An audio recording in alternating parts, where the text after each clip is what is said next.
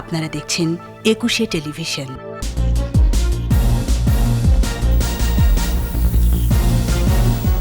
অস্ট্রেলিয়ার বিপক্ষে টাইগারদের ঐতিহাসিক টি-20 সিরিজ জয় এবার হোয়াইট ওয়াশের মিশন। করোনা মৃত্যু ছাড়ালো 22,000, একদিনে আরও 248 জনের প্রাণহানি, ভ্যাকসিনে ঝুঁকি কমার প্রত্যাশা। হানি ফ্লাইওভার থেকে ইকুইটি শেয়ার বেনিফিট পায়নি ঢাকা দক্ষিণ সিটি, বললেন মেয়র, রাজস্ব হারানোর অভিযোগ।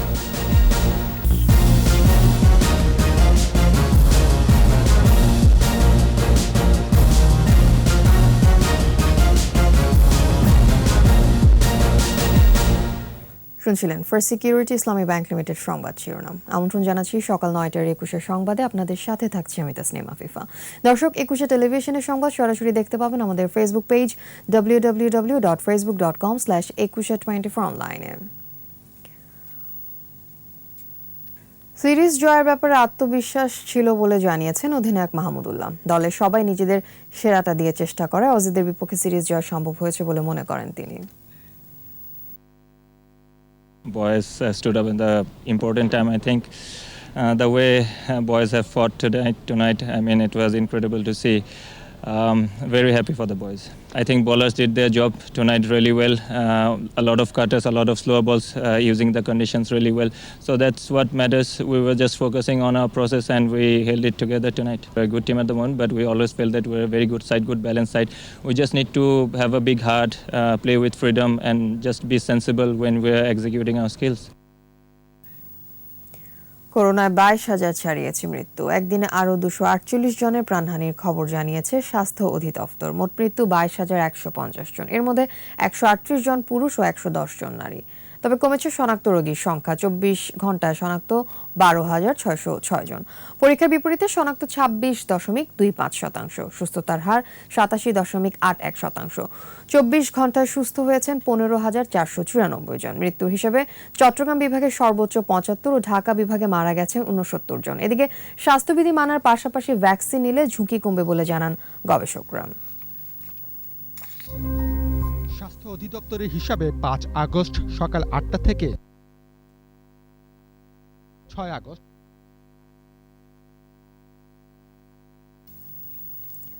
হানি ফ্লাইওভার উদ্বোধনের পর দীর্ঘ 7 বছর ইকুইটি শেয়ার বেনিফিট বাবদ কোনো টাকা পায়নি ঢাকা দক্ষিণ সিটি কর্পোরেশন। সংস্থাটি হারিয়েছে কোটি কোটি টাকার রাজস্ব। একুশে টেলিভিশনকে দক্ষিণ সিটির মেয়র ব্যারিস্টার শেখ ফজলে নূর তাপস জানিয়েছেন, দায়িত্ব নেয়ার পর শুধু গত অর্থ বছরে এই খাত থেকে 6,31 লাখ টাকা আদায় করেছেন তিনি। মনিরুল ইসলামের ক্যামেরায় দীপু শিকদারের রিপোর্ট। 11.7 কিলোমিটার দৈর্ঘ্যের মোহাম্মদ হানিফ ফ্লাইওভার, 2300 কোটি টাকা ব্যয়ে নির্মিত এই উড়াল সড়ক চলাচলের জন্য উন্মুক্ত করা হয় 2013 সালের অক্টোবরে। নির্মাণ খরচ তুলতে বসানো হয় টোল প্লাজা। টোল আদায় হলেও টানা 7 বছর এই খাত থেকে প্রাপ্তি আদায়ে উদাসীন ছিলেন তৎকালীন মেয়র সাইদ খোকন। এতে রাজস্ব হারায় দক্ষিণ সিটি কর্পোরেশন। তবে দায়িত্ব নেয়ার পর থেকে কর আদায়ের গুরুত্বপূর্ণ খাতটিতে মনোযোগী হন নতুন মেয়র। আমাদেরই অবকাঠামো, তো সেই প্রেক্ষিতে আমাদের সাথে যে চুক্তির আলোকে আমরা একটি রাজস্ব আহরণ আমাদের এটা প্রাপ্য, কিন্তু দেখা গেছে যে এটা নির্মাণ হওয়ার পর থেকে গত বছর পর্যন্ত কোনো রকম কোনো রাজস্ব এখান থেকে আহরণ হয়নি। গত আর্থিক বছরে আমরা প্রায় 6,31 লক্ষ টাকা শুধুমাত্র মেয়র হানি ফ্লাইওভার থেকেই আমরা আয় করতে সক্ষম হয়েছি। মেয়র জানান, শুরু থেকে নজরদারি থাকলে সিটি কর্পোরেশনকে রাজস্ব বঞ্চিত হতে হতো না। তারা দেখাতে চেয়েছিল, প্রথমে আমাদের সাথেও বলছিল যে সেই পরিমাণ তারা যান চলাচল সেখানে হয় না, কিন্তু আমরা যখন এই ব্যাপারে চাপটা দিলাম এবং আমরা বললাম যে তাহলে আমরা নিচে এটা দরকার হলে আমরা ওইখানে টোল প্লাজা লাগাবো, তখন কিন্তু তারা রাজি হয়েছে। আসলে এই ব্যাপারে হয়তো বা নজর দেওয়া হয়নি, এটা মনে হয় সেভাবে নজর দেওয়া হয়নি, কিন্তু প্রথম দিন থেকে নজর দিলে আমার মনে হয় যে আমরা এই দীর্ঘদিনের প্রাপ্তিটা থেকে আমরা বঞ্চিত হতাম না। সামনের অর্থ বছরগুলোতে নতুন কর আরোপ না করে নিজস্ব প্রাপ্তি বুঝে নিয়ে স্বয়ংসম্পূর্ণ হতে চায় দক্ষিণ সিটি কর্পোরেশন। দীপু শিকদার, একুশে টেলিভিশন, ঢাকা। দর্শক, এই পর্যায়ে নিচ্ছি সংবাদ বিরতির পর যা থাকবে। চট্টগ্রামের সাতকানিয়ায় গোল্ডেন ক্রাউন জাতের তরমুজ আবাদ উৎসাহিত হচ্ছেন কৃষকরা। আপনারা দেখছেন সকাল 9টার 21 সংবাদ। চট্টগ্রামের সাতকানিয়ায় প্রথমবারের মতো গোল্ডেন ক্রাউন জাতের তরমুজের আবাদ শুরু হয়েছে। ব্যাপক চাহিদা থাকায় কৃষকরা এই তরমুজ আবাদে উৎসাহিত হচ্ছেন। কৃষি বিভাগ বলছে উন্নত জাতের এই তরমুজ চাষাবাদের প্রযুক্তি প্রত্যন্ত এলাকার কৃষকদের মধ্যে ছড়িয়ে দেওয়া হবে। চট্টগ্রাম থেকে হাসান ফেরদৌসের রিপোর্ট, জানাচ্ছেন রত্না জামান। চট্টগ্রামের সাতকানিয়ায় নিজের ৪২ শতক জমিতে প্রথমবারের মতো বর্ষাকালীন তরমুজের আবাদ করেন আবুল হোসেন। গোল্ডেন ক্রাউন জাতের হলুদ রঙের এই তরমুজ চাষাবাদে খরচ পড়েছে ৭২,০০০ টাকা। ফলনও ভালো হয়েছে। এর মধ্যে ২.৫ লাখ টাকার তরমুজ বিক্রি করেছেন তিনি। বিভিন্ন জায়গা থেকে আমাদের কৃষক ব্যাপারীরা এখানে আসেন। আমরা এখান থেকে ৩ লক্ষ টাকা মূল্য চাইছিলাম। চাইতে এরা এক করে দিয়ে আমি ২.৫ লক্ষ টাকা দিয়ে তরমুজ কাঠটা বিক্রি করছি। প্রচুর চাহিদা আছে বিধায় আমি ২.৫ লক্ষ টাকা দিয়ে নিচ্ছি। হয়তো আমার বিশ্বাস এই ২.৫ লক্ষ টাকা থেকে প্রচুর একটা লাভবান হতে পারবো। ৬০ থেকে ৭০ দিনের মধ্যে পরিপক্ক হওয়ায় নতুন জাতের এই তরমুজ সারা বছর উৎপাদন করা যায়। এক বছরের মধ্যে ফসলটা ৩ বার করা যাবে। তো আমরা আমাদের কৃষক এখানে এটা করে লাভবান হওয়ার কারণে এই এলাকার অন্য কৃষক উদ্বুদ্ধকরণ হয়ে আমার কাছে বিভিন্ন রকম ফোন করতেছে। কৃষি বিভাগ বলছে পুষ্টিকর ও লাভজনক ফসল হিসেবে এই তরমুজ চাষাবাদে কৃষকদের উদ্বুদ্ধ করতে নেওয়া হয়েছে বিভিন্ন উদ্যোগ। আশা করছি আমরা আগামীতে এই তরমুজ আবাদটা এই এলাকায় বৃদ্ধি পাবে এবং কৃষকরা এই উচ্চ ফলনশীল এবং উচ্চ হাই ভ্যালু ক্রপটা করে তাদের আর্থসামাজিক উন্নয়ন ঘটাবে। এর ফলে করোনা মহামারীর মধ্যেও কৃষকরা আর্থিকভাবে লাভবান হবে বলে বলছেন তারা। রত্না জামান, ২১ টেলিভিশন। শোকাবহ আগস্ট।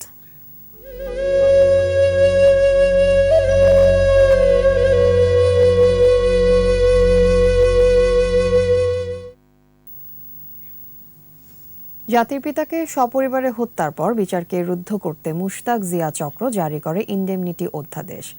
আন্তর্জাতিক মানবাধিকার ঘোষণা লঙ্ঘন করে এভাবে বিচারের পথ রুদ্ধ করার নজির আর দ্বিতীয়টি নেই। যতদিন পৃথিবী থাকবে মুশতাক ও জিয়ার নাম বিশ্বাসঘাতক মীর জাফরের মতোই ইতিহাসে উচ্চারিত হবে বলে মনে করেন আইনজ্ঞরা। কুখ্যাত ইনডেমনিটি বাতিলের মধ্য দিয়ে ন্যায় বিচার ও আইনের শাসনের দুয়ার খুলে বলে মন্তব্য তাদের। রিপোর্ট শাকির আরজু। জাতির জনক বঙ্গবন্ধু শেখ মুজিবুর রহমানকে সপরিবারে হত্যা করার মধ্য দিয়ে বাংলাদেশের ইতিহাসের সূচনা হয় কালো অধ্যায়ের। ৭৫-এর ১৬ই আগস্ট জারি করা হয় সামরিক আইন। মুক্তিযুদ্ধের মধ্য দিয়ে অর্জিত সংবিধান স্থগিত করে ক্ষমতা নেন খন্দকার মোস্তাক। আর জাতির পিতাকে সপরিবারে হত্যাকারীরা আশ্রয় নেন বঙ্গভবনে। প্রতিরক্ষা প্রধান করা হয় জেনারেল খলিলকে, আর সেনাপ্রধান হন জেনারেল জিয়া। ইতিহাসের জঘন্যতম নারকীয় হত্যাকাণ্ডকে আড়াল করতে ৪২ দিনের মাথায় ২৬ সেপ্টেম্বর জারি করা হয় ইনডেমনিটি অধ্যাদেশ। খন্দকার মোস্তাক স্বাক্ষরিত এই অধ্যাদেশে বলা হয় ৭৫-এর ১৫ই আগস্ট ভোরে বলবৎ আইনের পরিপন্থী যা কিছুই ঘটুক না কেন এ ব্যাপারে সুপ্রিম কোর্ট সহ কোনো আদালতে মামলা বা আইনি প্রক্রিয়া চালানো যাবে না। আইন বিচার ও সংসদ বিষয়ক সচিব MH রহমানের স্বাক্ষরে জারি হয় প্রজ্ঞাপন। জেনারেল জিয়ার শাসনামলে ১৯৭৯ সালের ৯ জুলাই বিএনপির তৎকালীন প্রধানমন্ত্রী স্বাধীনতা বিরোধী শাহ আজিজ সংসদে উত্থাপন করেন পঞ্চম সংশোধনী। এর আওতায় ৭৫-এর ১৫ই আগস্ট থেকে ৭৯-র ৯ এপ্রিল পর্যন্ত জারিকৃত রাষ্ট্রপতির সকল আদেশকে বৈধতা দিয়ে সংবিধানের চতুর্থ তফসিলের ১৮ অনুচ্ছেদে যুক্ত করা হয়।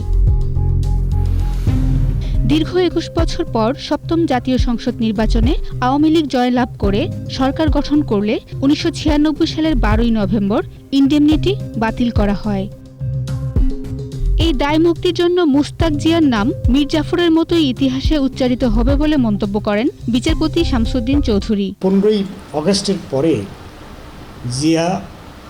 খুনি জিয়া ক্ষণে ক্ষণে বঙ্গভবনে গমন করত এবং অন্যান্য খুনিদের সাথে দফায় দফায় বৈঠক করেছে।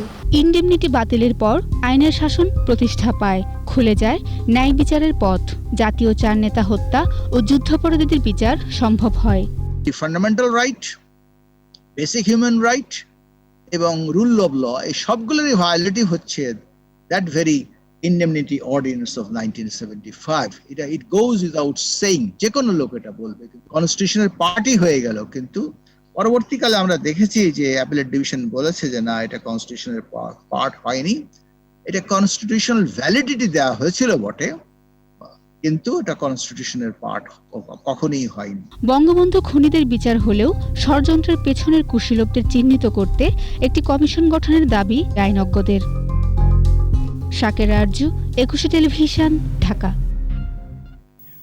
আবারও নিচ্ছি বিরতি, ফিরে এসে যা থাকছে। আফগান সরকারের গণমাধ্যম বিভাগের প্রধান তালেবানের হাতে খুন, প্রাদেশিক রাজধানী জারাঞ্জ দখল। আমন্ত্রণ আবারও সকাল 9:21 সংবাদে। একটি মানবিক আবেদন। বিরল রোগে আক্রান্ত একই পরিবারের 3 সন্তান, তাদের চিকিৎসা করাতে গিয়ে সহায় সম্বল বিক্রি করেছেন বাবা মা। এখন অর্থের অভাবে বন্ধ রয়েছে চিকিৎসা। তাদের আশা, শিশু 3টির চিকিৎসায় সমাজের বিত্তবানরা এগিয়ে আসবেন। ঘটনাটি হরিপুর উপজেলার বলিহন্ট গ্রামের। ঠাকুরগাঁও প্রতিনিধি SM জসিমউদ্দিনের রিপোর্ট, জানাচ্ছেন মুশফিকা নাজনীন। রমাকান্ত, জয়ন্ত ও হরিত্র একসময় স্কুলে যেত, ছিল দুরন্তপনা, আবার বাবার কাজেও করত সহযোগিতা। কিন্তু বড় হওয়ার পাশাপাশি একে একে 3 জনেরই হাত পা শরীর শুকিয়ে কঙ্কালসার হয়ে যায়, তেমন নড়াচড়া করতে পারে না আর। যেগুলা টাকা ছিল যে চিকিৎসা করার জন্য, ওই একটা গাই গরু ছিল, ওটা দিয়ে বিক্রি করে নেয়, 6 লাখ চিকিৎসা করল।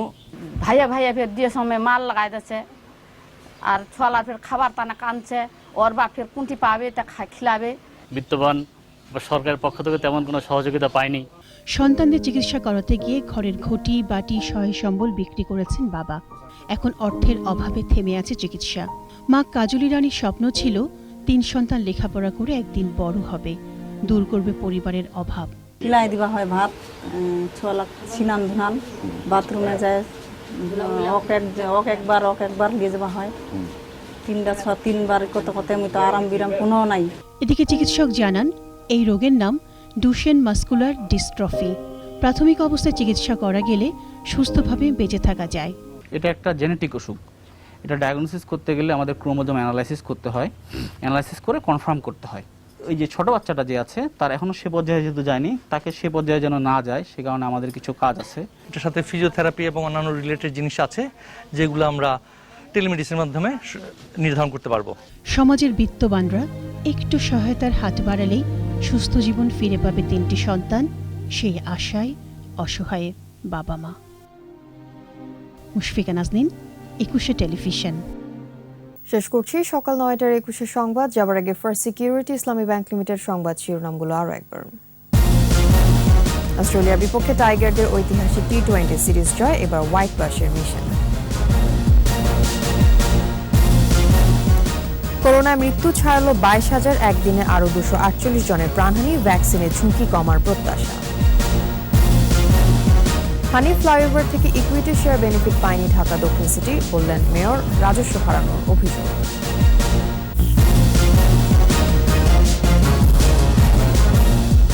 সর্বশেষ খবর জানতে ডায়াল করুন 2021 নম্বরে, আর ভিজিট করুন ekushe-tv.com এই ওয়েবসাইটে। এছাড়া ফেসবুকে লগ ইন করতে পারেন facebook.com/ekushe24 অনলাইনে। এতক্ষণ সাথে থাকার জন্য ধন্যবাদ। আমাদের পরবর্তী সংবাদ দুপুর 12টায় দেখার আমন্ত্রণ রইল। স্বাস্থ্যবিধি মেনে চলুন, নিরাপদে থাকুন, একুশের সাথে থাকুন।